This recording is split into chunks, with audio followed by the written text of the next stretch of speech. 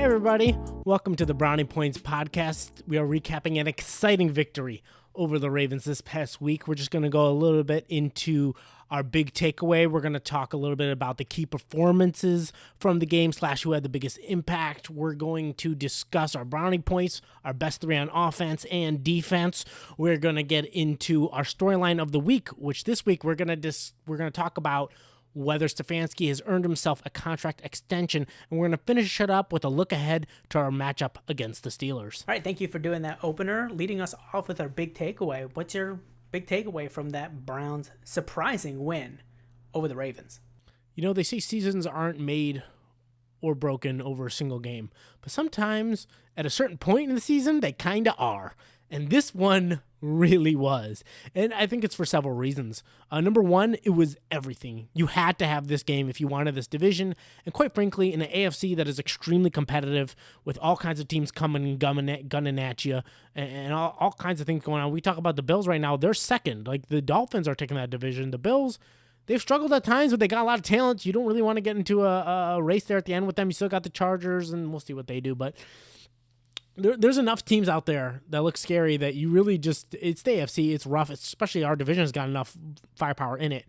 You really, of course, want to take the division. And look, if we lost that game, we're down 3 games, right? We're down 2 plus the tiebreaker to the Ravens, which means you're down 3 to the Ravens with 8 games to go, meaning you could go 6-2 down the stretch after the loss, and the Ravens would have to go 3-5 in order for us to be ahead of them in the division. Or we lose the division. Even if we went 6-2 and they went 4-4, we still wouldn't take the division. So the difference is we're 1 game back. And as far as tiebreakers go, we've tied it with them in the head-to-head, and they've also lost to the Steelers, so we'll see how the rest of the season plays out. But there's still a shot at the tiebreaker, and we're only 1 game back. I mean, the difference is worlds apart. So from that perspective, it's huge, and that's purely on paper. But from the other perspective, we talked about finding a way to win, and it did feel like at times this season they found ways to win when they shouldn't have, and that's great. That's a big difference. This is finding a way to win in a big divisional matchup in a game where you're not playing terribly, you're playing pretty well, they're playing well, they're on top of the world coming in, and you found a way to win. In years past, they always found a way to lose, always. Matter of fact, they almost did find a way to lose. They missed the extra point to tie up. Oh, I'm sorry. They missed the extra point that would have tied the game. They get the pick 6, the moment you never think is going to happen for the Browns. And then they miss the extra point, the moment you expect to happen for the Browns. And you think, oh man, they're going to get a field goal or something, or just hold the ball, get a couple first downs. Lamar will scramble a couple, and that'll be it. It'll be over. We'll miss it on the extra point. But not this year. Not this year. This year, they stopped the Ravens easily with plenty of time for the offense to take their time and not have to rush and come up with some 40-yard play and get down there and kick a field goal with no time left. And it was a 40-yarder. It wasn't a 50-yarder. We were in position. They played like a winning team. They played like a division-winning team on Sunday, and that is a big difference. Yeah, absolutely. That game was huge, not just for that, but to me, like my big takeaway is, it's kind of similar to that, but my big takeaway is the Browns are a playoff team. And I don't mean that by record. I mean that by their performance. The record, to be completely fair to the Browns, is partly hurt by Deshaun Watson being in and out and playing with P.J. Walker. But record aside, to me, this game showed the Browns are a playoff team. Because before this, obviously when we played the Ravens, we got destroyed. We played the Steelers, we lost. We weren't really doing that well against teams that were either at our level or above our level. And to be a great team, you got to be able to beat great teams. Even a borderline playoff team, they always have a couple wins, a win or 2 against a team as good or better than them, right? And I think the Browns needed that, not just to prove to the rest of the world, but to prove to themselves that they are a playoff team. And I think that's going to be huge for their momentum and the culture going forward and the mentality in the locker room. But just knowing that this team has the ability to actually beat a good team. One of the best teams in the NFL coming into this. Number 2 defense. And they showed up. They played well, and they really played as a team. They looked pretty well coached. They did have a couple flags. Some of those were a little more bogusy than others. But overall, it was a well-coached game. And it was extremely impressive. And when you talk about key moments, like what were the key moments from that game? Because there were a lot to me, but I want to hear yours first. Yeah, there definitely were a few. The biggest one I would have to say is the pick six, because you're in that moment, you're trying to find a way to get a touchdown, you're down, they have possession, and everything changes. You get a pick six like that, everything changes. It's that rare play you can't count on. It almost negates the earlier pick six from the Browns, and it's so huge. It just really says that it's everything in that game, and it's late in the game, but I can't think of a bigger moment than that really changed everything. But there were a few others. There's this back-to-back sacks by Garrett / JOK in the half sack there, and getting those to knock the Ravens out of it, I think was obviously huge. And I would say the other key moment is getting that touchdown, that first touchdown, because it took a while, and we were starting to wonder, and it was really taking a minute, and I was starting to get worried because, you have to start converting in the red zone, because I was very nervous when the Browns had that turnover on the block field goal and get one quick play to Cooper easy over the middle and it takes you right down to first and goal and you can't convert. And I'm getting very nervous because sooner or later you got to convert some touchdowns. You can't expect to take on a team like the Ravens and not convert in the red zone. And then when they finally got that together, it was a full drive and got into the end zone and ran it in proper. There was no flukiness, nothing out of the red zone. They just, no like big play, no break-in coverage, just ran it down their throats. That made me feel a lot better. Like, okay, well, maybe they do have a shot. So those were the three biggest moments, I would say. Yeah, for me, I think the biggest moment, obviously the pick six is the biggest moment. Like, let's be real. Took away their possession. It was late in the game. We got the score, and all of a sudden, we're right back in it when we thought, oh, this is it, That was obviously, I think, the biggest moment. But to add in something different, I think the biggest moment, or I'll say it's really a collection of moments, is that final drive. When the Browns got that ball back with 4 minutes, I think what was running through a lot of our heads was, okay, the Browns can obviously score, and we can win this game, and all we need is a field goal. But there's also that little part of you that's worried that we score too quickly, because that happens all the time to teams. And constructing a 4-minute plus drive is easier said than done, right? It's not that it's the most impossible thing to pull off a 4-minute drive, but it can be difficult to pull off a 4-minute drive when you have to pull off a 4-minute drive, meaning like there's no other options. It's got to be a 4-minute drive, and the other team knows that. That's when it becomes difficult. And they imposed themselves. And you really saw that in that Jerome Ford run when they pushed him up an extra 8 yards or whatever that was to get that first down. The way that they ran the ball and mixed the runs and mixed the pass plays in on that drive was incredible. That was the moment for me where I felt like, okay, this is what I needed to see from the Browns. Like, this is that kind of late game performance that they need to be able to have. And that's why that collection of moments was so big for me, because it wasn't just impactful in that game, but to me it says a lot about what this team is capable of going forward, that they're going to be able to do something like that. That when they get the ball late in a game, they got a real chance to do what they need to do in the time frame that they need to do it in and get the job done. So that's what I think was most impressive to me. We finally did see an impact play from someone that was not Amari Cooper or David Njoku. Elijah Moore caught a touchdown pass. It's like 8 yards. But hey, it was an impact play that was not from Njoku or Cooper. And those are rare in the passing game. Very rare. But actually, talking about some standout players, let's go ahead and transition into our Brownie Points segment. For our first-time listeners, Brownie Points segment, again, that's basically our little award show. We give out 3 brownie points, 2 brownie points, and 1 brownie point to the standout players on offense, to the standout players on defense. The more brownie points you get, the better we thought you did. Starting off with our offense first, who do you have at your 3 brownie points, 2 brownie points, and 1 brownie points? Who's getting the brownie points for you this game? So number three goes to Jerome Ford.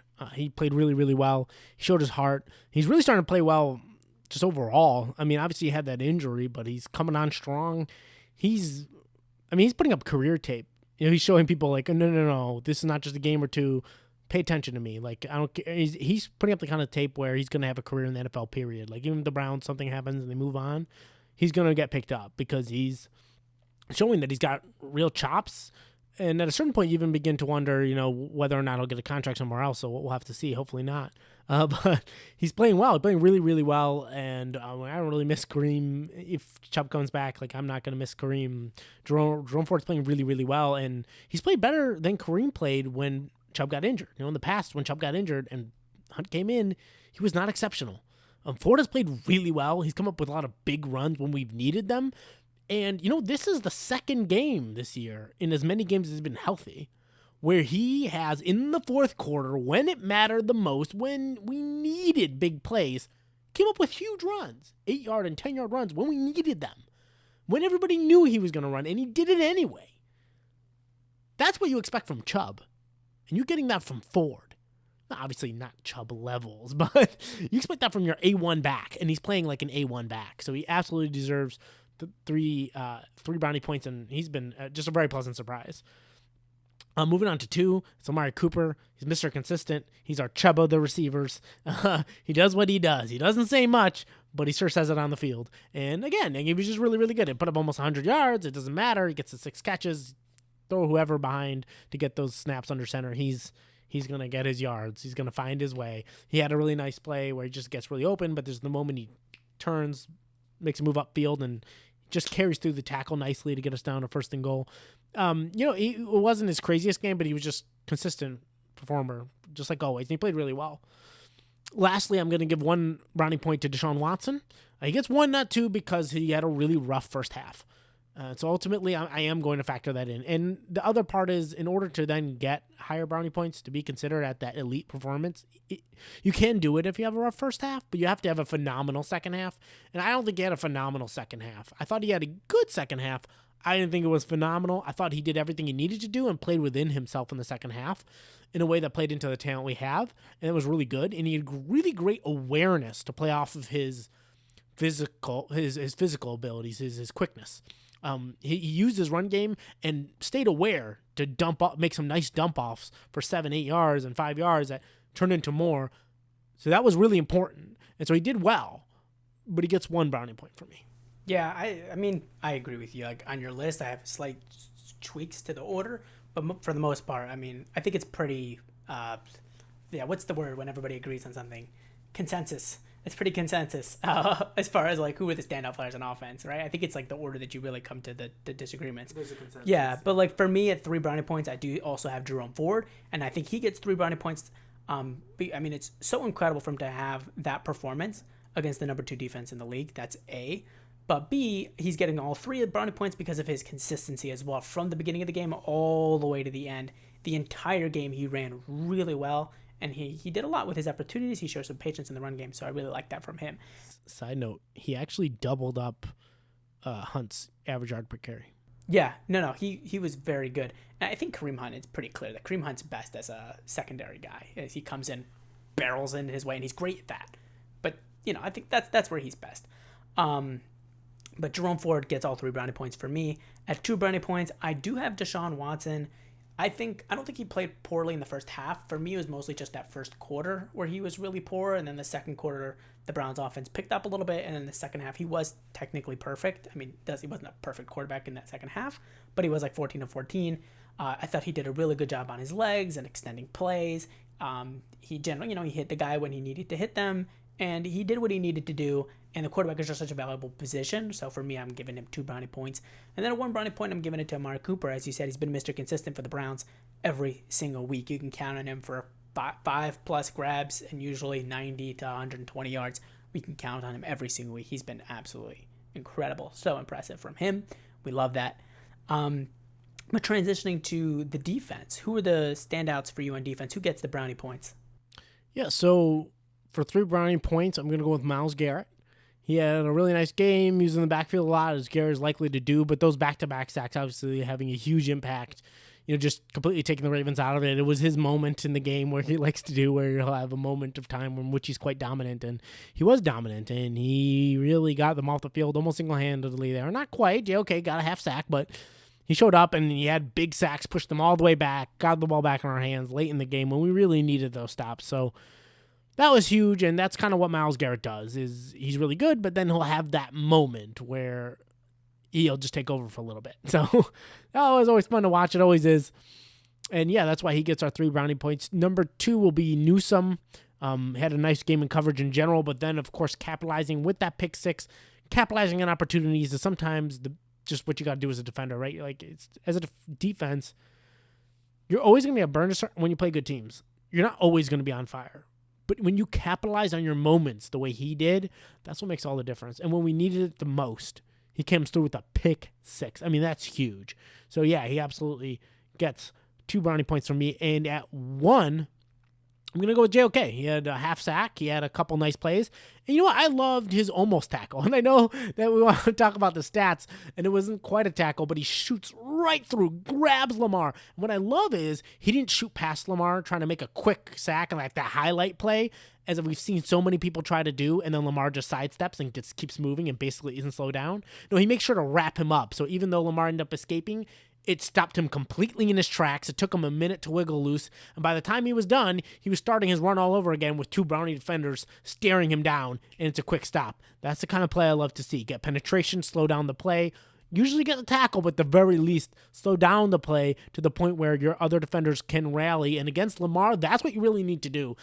The times you see people fail against Lamar is when they try to be a hero. That's where Lamar make you look stupid, and he doesn't have to slow down, and he keeps up his momentum and go makes big plays. He didn't really make a lot of big plays on his feet, and it was because of plays like that. So that's 1 brownie point for JOK, and that wraps up my brownie points for the defensive players. Yeah, but I just wanted to touch on that. There were a number of plays. I mean, let's be honest, Lamar's always going to escape at some point, right?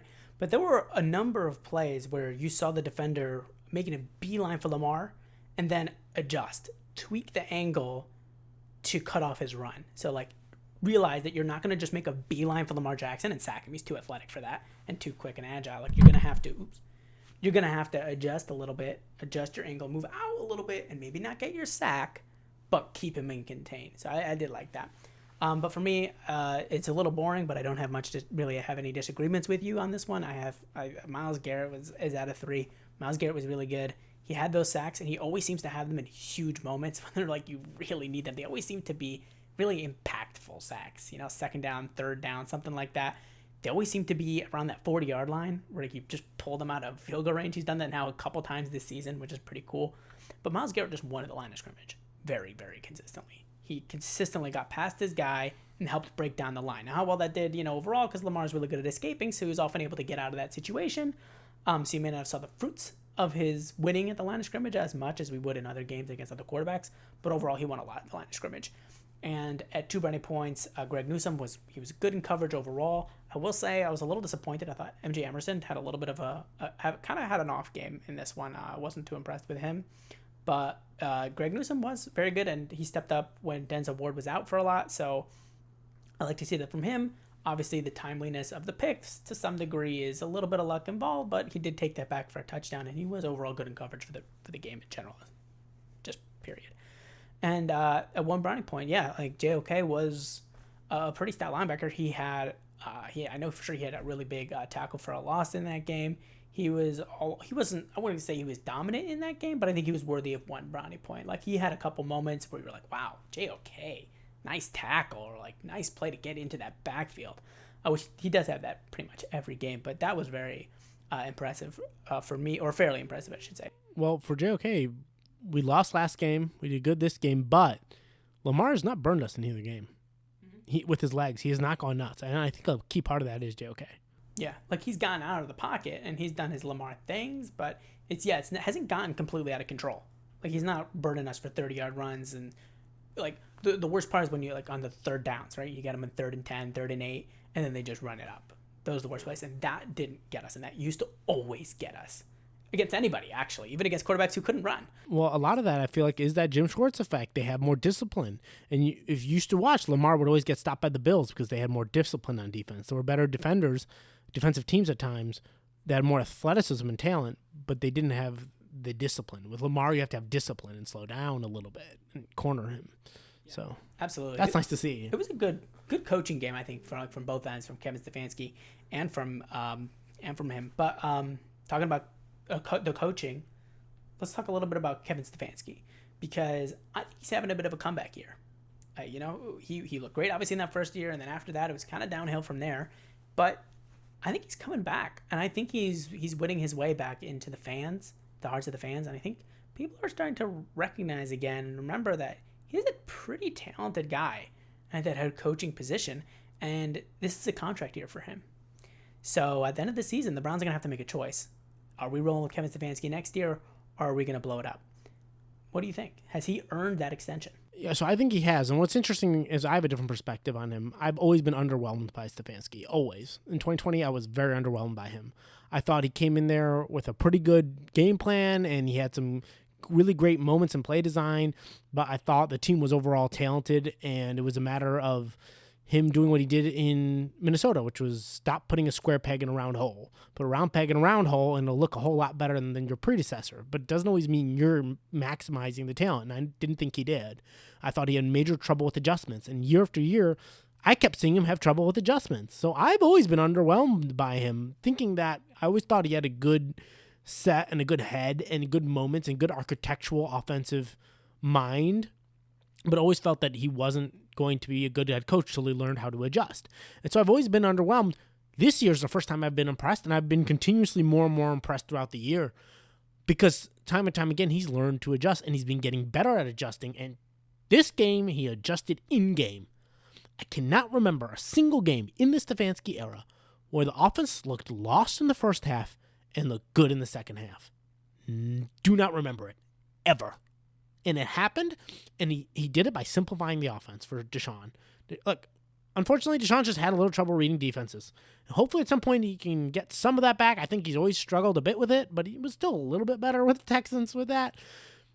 But he's struggling with it. At the end of the day, you have what you have. And at a certain point, you can't always run the offense you want to run. Sometimes you have to run what you got for your personnel. In the second half, he shortened it a lot. And he played within, I think he called a little different game to play to Deshaun Watson's strengths, where it was more, run and then look, stay on your feet, look for open guys, quick reads. If not, move, buy time, pick up a couple yards if you need to. Look for your dump-off guy, though, who might become available because they have to react to your run threat.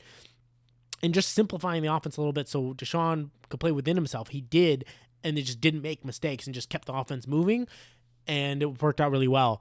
I think that's just shown tremendous growth. And what I was looking for from Stefanski this year was real tangible growth. And he's really shown it, and his ability to grow this year in adjustments, and especially in adjustments without tackles. We're missing two of our starting tackles right now. We're missing our starting running back, our stud starting running back. And he's made these adjustments. To me, I think he has earned a contract extension. Yeah, I think the most impressive thing from him has been adjustments. Not just like the in-game adjustments, which is kind of a newer thing for him, adjusting game to game, improving things, adjusting his game plan more to the players. I think the most impressive thing from the Browns has been his ability to overcome the injuries. Deshaun Watson was out. Yes, PJ Walker wasn't great and everything like that, but the Browns were competitive in some of those games when, with a player of PJ Walker's caliber, they probably shouldn't have been, and even won some of them, right? That's really impressive. As you said, we're missing Nick Chubb, star running back. Not so easy to recover from that. They made it work. We're missing two of our starting offensive linemen, and one of those starting offensive linemen was already the backup. Right? DeJuan Jones was already the backup for our starter, all-pro right tackle, who was out, didn't miss a beat. DeJuan Jones comes in, performs immediately. DeJuan Jones comes out. I don't even remember who came in for him. Oh, James Huntsett came in for him. I don't remember who's the left tackle. We had a new guy at left tackle. We look fine. With two of our starters missing from our offensive line, and having a backup running back in to still play like a great running team is incredibly impressive. We don't really have that many weapons in the receiving game, like outside of Amari Cooper, like in the wide receiver group. Like I said, we've had issues at quarterback when it comes to injuries, and he's overcome them. And the team has shown the Browns have looked like a team, and this is what you really see from those great teams, that just because a dude is missing doesn't seem to have that much of an effect on whether or not they're going to be competitive. They have had their games where they got destroyed, but for the most part, whoever's been out, for however long they've been out, the team has still managed to stay competitive. And I think that's what's so impressive for me, and that's why I think Kevin Stefanski has earned his contract extension, at least through this year. The Browns look like a playoff team again. That's obviously going to help him. You're not going to fire a coach if you make the playoffs, especially if you could technically, but they probably won't, especially if they win that first game. So I think Kevin Stefanski has absolutely earned his contract extension. I'm curious to see how long they're going to give him, like 2, 3, 4 years. I don't know. How long do you think they're going to give him an extension for? Probably 3 years. Probably 3 years. That's probably what I would have it. I would probably have it like 3 years with some kind of an opt-out kind of situation at 2 years where you can, get out of his salary. That would be nice. But looking ahead, let's look ahead to the Browns-Steelers game. What do you expect to be seeing? So this is always interesting. So first of all, you're playing a division game, so no no need to realize this is important, right? You're only a game ahead of the Bengals right now. You're tied with the Steelers actually right now. So this game, if you win, it puts you ahead of the Steelers. You're only one game behind the Ravens. You certainly don't want to fall behind in that category. But also, it doubly also plays as a tiebreaker. So if you lose to the Steelers, you're out on your tiebreaker, right? Again, you don't just go down a game to the Steelers. You go down 2 games to the Steelers in effect, right? Because the tiebreaker. Because then you're down on the tiebreaker to Steelers. And all the hard work against the Ravens isn't washed away, but it certainly doesn't feel great. And then you got to worry about tiebreakers with the Ravens. If they clean house in the division, then all of a sudden you're down the tiebreaker versus the division, and then you're down to them more. So, look, at this point, the way this division is broken out, every division game, it is not just a cliche anymore. Every division game matters twice as much. So that's huge in terms of that perspective. Otherwise, it just kind of feels like you might be playing a game a lot like that 49ers game.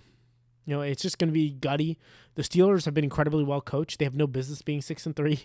They're a well-coached team that has a good defense, that sticks you in the face, that gets in your face, that's going to cause problems. Pickens occasionally will drive you a little nuts. They're running the ball better than they have been earlier in the year by mixing up Najee and Tyler Warren.